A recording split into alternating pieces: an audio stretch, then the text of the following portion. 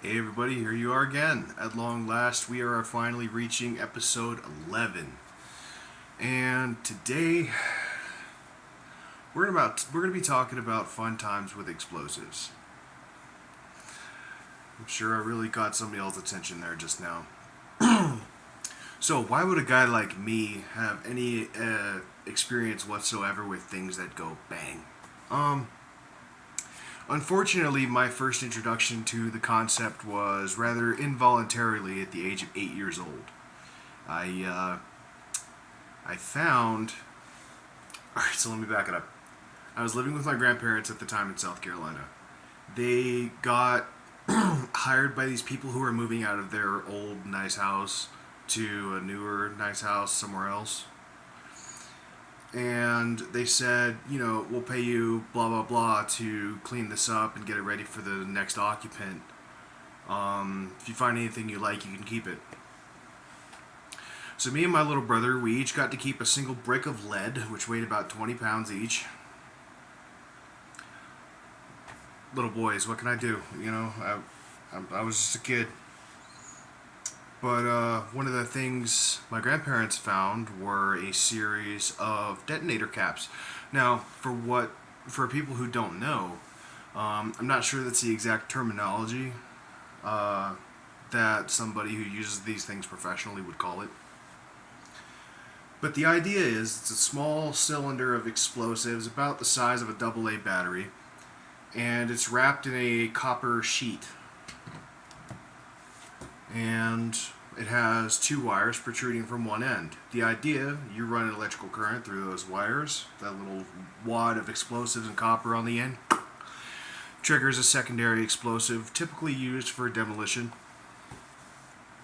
Now, the starter charge, or whatever you want to call this blaster cap, it doesn't have that big of a bang on its own.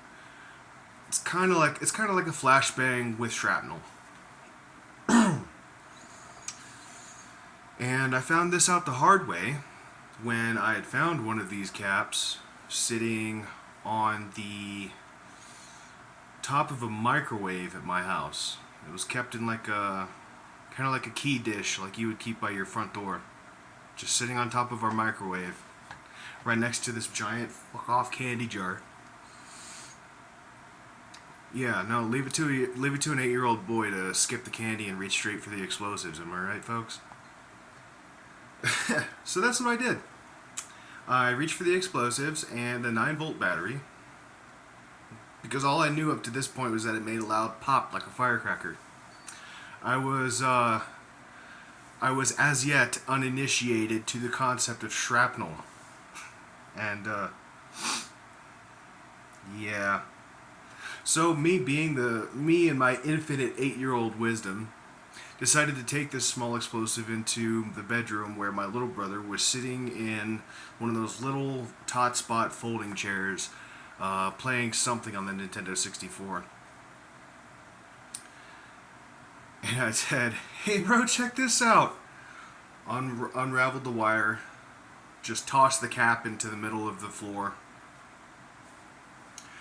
The instant that 9-volt battery touched those two lead wires, I went blind and deaf for like 3 whole seconds.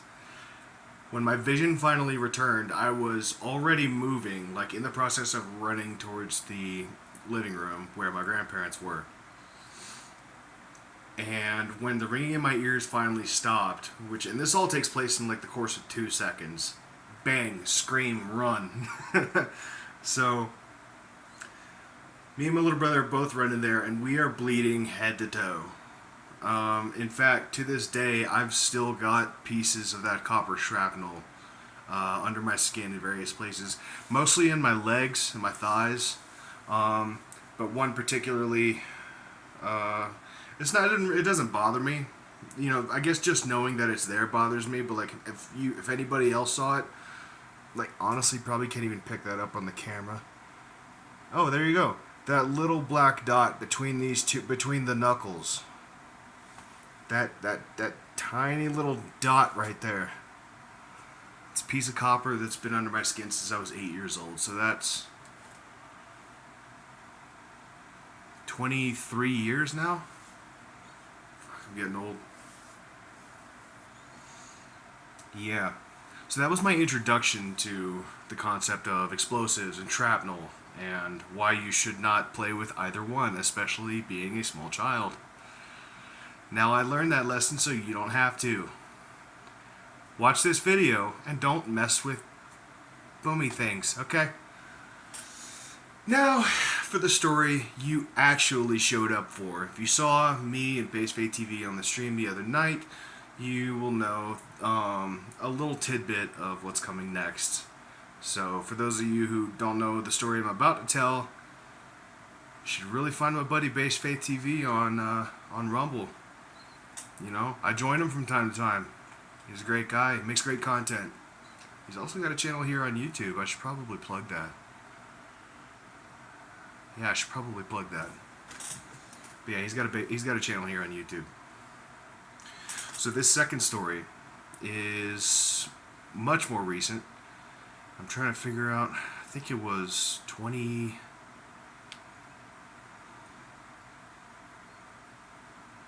I think it's like middle of 2021. I could be wrong. Either 2020 or 2021. I was homeless at the time. Right, this is 2020. No, I'm so stupid. This is 2020, and I'm sorry. California was a wild place, especially for me. But I was homeless at the time with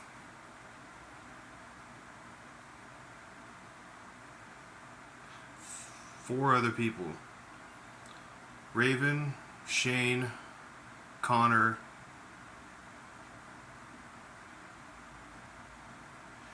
anyway, I had some people with me, okay? I wasn't by myself. We were sleeping, or at least attempting to sleep in this like park area underneath this overhang by like this administrative building of some kind.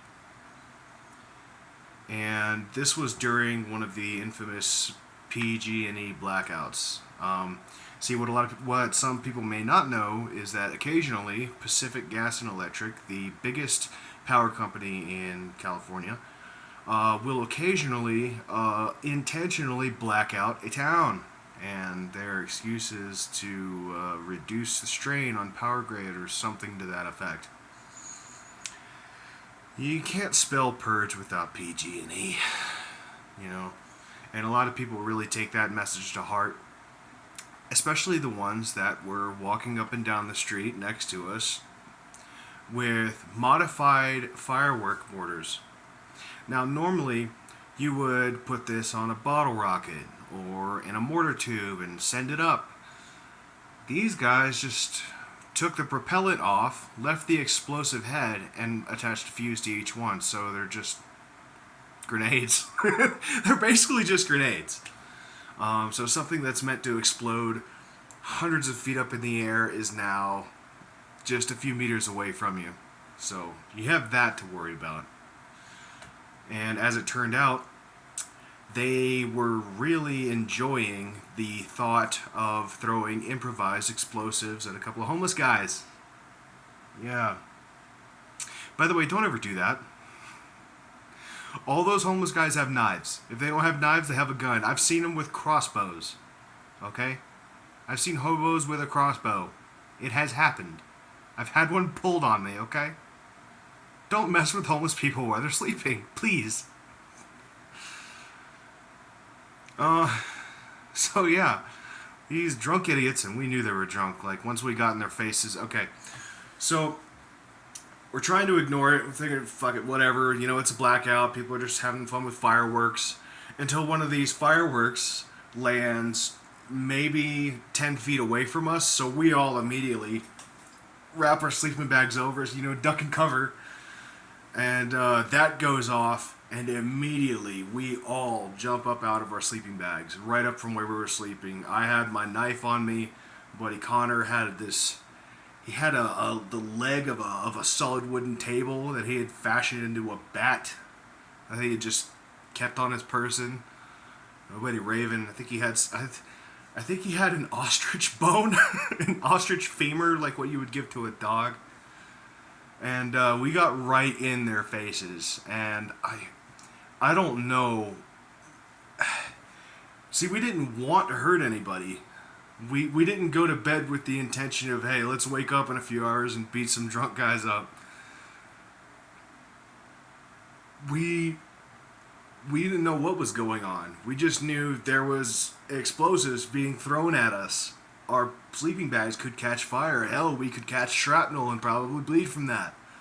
You know? And to somebody without medical insurance, that's a big deal. So, we, like I said, we got in each other's faces and it was getting really heated for a minute. You know, weapons were drawn. And then one of the fellas from the group I would say at this point, we had begun accosting. From the other side, one of the fellas, I guess the least drunk among them, got in between the two sides. And he's just like telling his dude, this is like, bro, they got knives and sticks and da-da-da-da-da. And like, we're still chewing him out, like, bro, you're throwing fireworks at people and you could have caught this on fire, but you could have da-da-da. You know what I'm saying? Like, blah, blah, blah, I'm gonna have fucking this, that, the third, I got this problem. Like, it's just a whole pain in the ass, okay?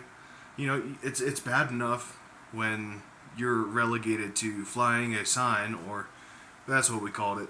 We'd hold up a piece of cardboard with whatever message we wanted to say, you know. You know, that's already embarrassing enough as an adult human male. Especially here in America where we're already so undervalued. You know, having to sleep on fucking concrete because in a lot of cases, you know, sometimes our exes hated us more than they loved our kids, so they felt that it wasn't a reason to keep us in the house. Hint, hint. You know, so most of us are already dealing with something insanely personal like that.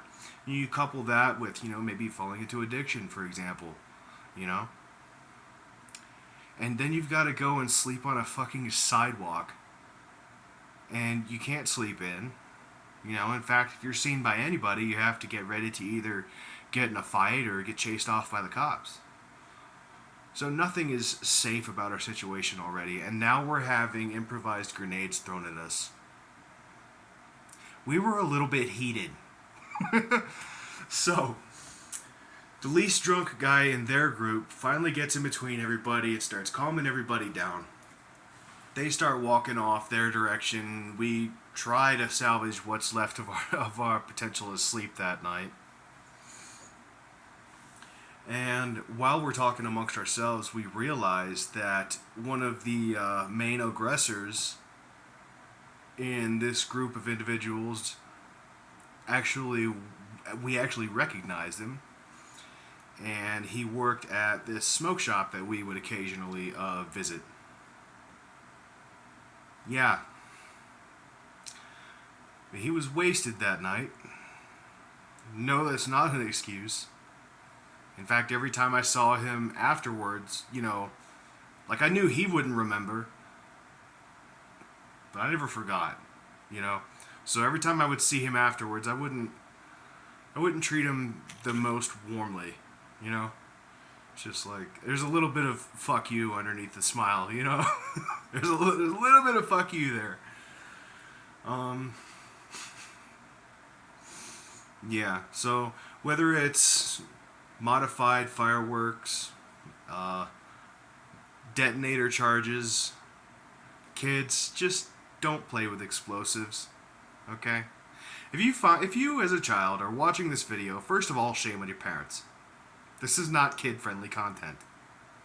Second of all, if you do somehow find, be it a knife, a gun, or something, your best option is to not touch it at all. Go tell your mom or dad or whoever's grown up near you. Be like, hey, this thing is laying on the ground. It probably shouldn't be. Little help here? Okay. Just don't make my mistakes. As a matter of fact, there's a reason why I'm wearing these shorts. Because I wanted to show you guys an example. Can't believe I'm putting this on YouTube. That scar right there